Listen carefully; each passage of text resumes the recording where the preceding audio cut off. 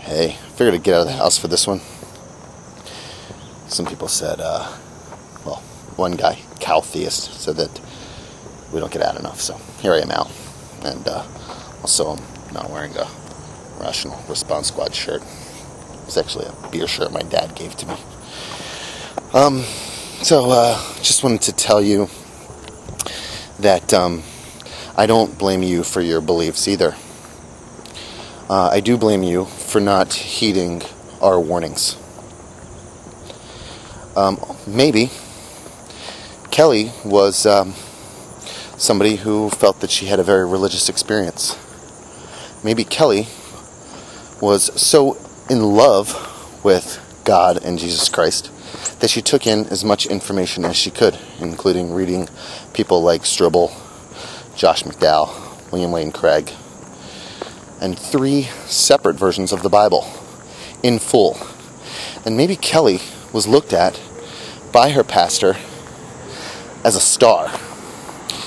Maybe Kelly was looked at by the people in her church as some sort of heroic figure who knew almost everything there was to know about religion.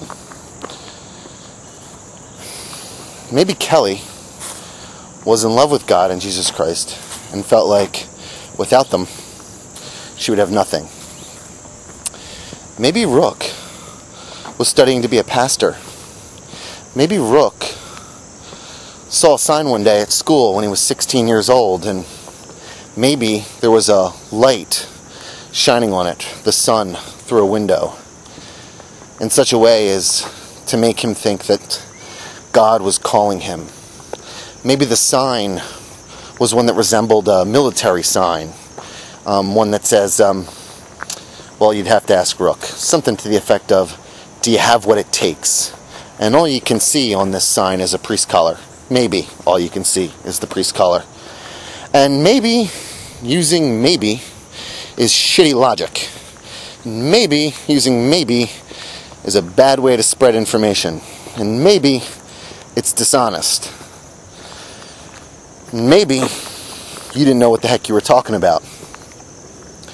And maybe, Rook stayed after school every day, Catholic school, working at the library, learning everything he could so that he could be a priest as fast as he could.